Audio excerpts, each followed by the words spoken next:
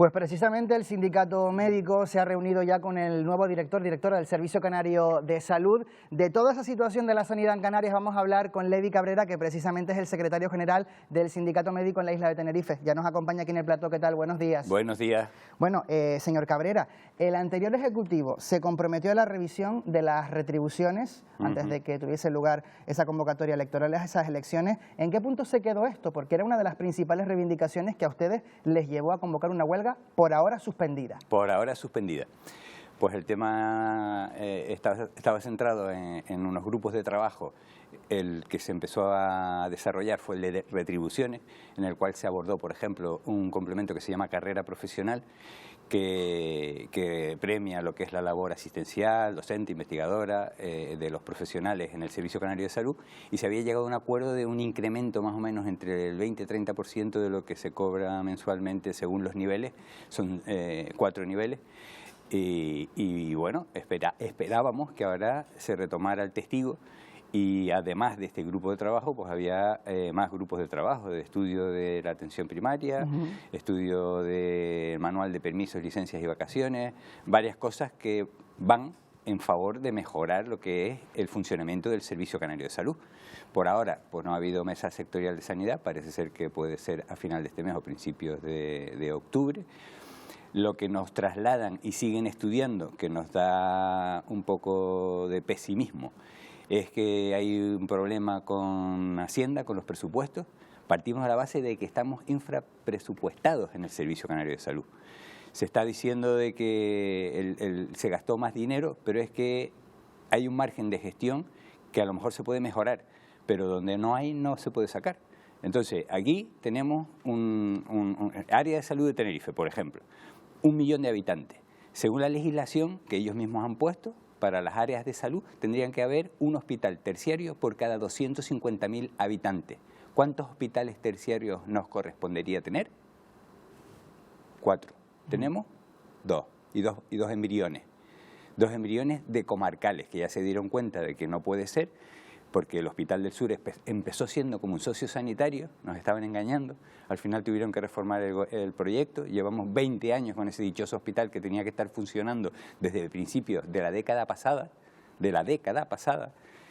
y entonces ese hospital va a terminar, ya lo dijo el consejero anterior, don Blas Trujillo, que va a terminar, es un hospital que va a ser terciario, no va a depender de la Candelaria.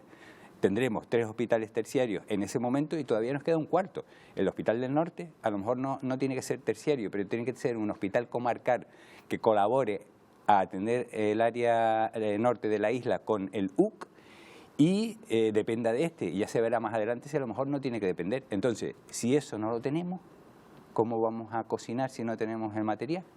Entonces, vamos por detrás, vamos muy por detrás. Los centros de salud, sobre todo en la isla de Tenerife, más que en Gran Canaria, y más que en las islas no capitalinas, que en este aspecto no está tan mal, las dotaciones de estructuras de centros de salud, en Tenerife estamos como sardinas en lata.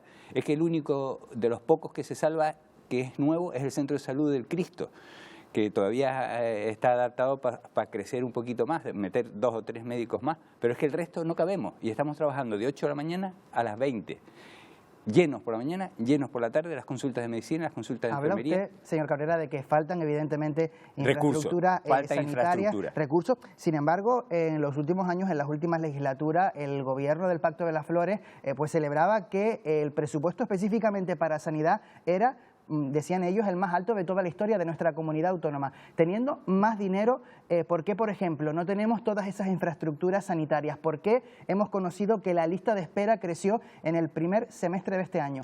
¿Qué ha fallado o qué falla en la gestión sanitaria? Porque se ha gastado en otras cosas. No tenemos centros nuevos. ¿En qué otras cosas se ha gastado? No tenemos estos centros. Se ha gastado en contratación, en el mantenimiento de lo que tenemos hasta ahora, en la ampliación que hubo de personal cuando el COVID, que sobre todo el problema es que es personal no médico.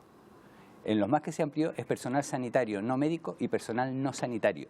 Especialistas no tenemos muchos más, y quien quita la lista de espera son los especialistas con la ayuda del resto del personal que tiene que colaborar, pero más especialistas médicos, tanto en atención primaria, tenemos un problema gravísimo con los médicos de familia y con los pediatras. Y en hospitales, en determinados sitios, en determinadas especialidades también tenemos graves problemas de falta de especialistas que se nos están yendo, porque no sabemos fidelizarlo. Precisamente esas citas en atención especializada es una de las cuestiones que se aborda en esos últimos datos de las listas de espera. Creció la demora, un 27% más de pacientes que aguardan por una cita con un médico, una doctora especialista. Hablaba usted de falta de esos profesionales, pero sí, ¿faltan especialistas en la sanidad canaria porque no se encuentran esos perfiles o porque no se contrata lo suficiente? Porque no se trata adecuadamente y a nivel del resto del Estado, y no hablemos ya de otros países que ya tendríamos que decirlo como nación, como España, ¿no? Pero que no se trata a los especialistas tanto en lo que es la estabilidad, las ofertas de empleo. Aragón hace ofertas de empleo casi todos los años, 2 años, como mucho cada 2 años. La gente se puede hacer fija con relativa facilidad. Madrid, Castilla y León, Andalucía. En Canarias hemos hecho, que es el sistema para ser fijo al personal, dentro de lo que es el funcionamiento estatutario del Servicio Canario de Salud, como en docencia, ¿no? Como en justicia. Entonces, si esas oposiciones no se hacen, la gente los que están fijos, que ya son mayores, descontentos porque no han tenido oportunidad de traslado tampoco, la movilidad.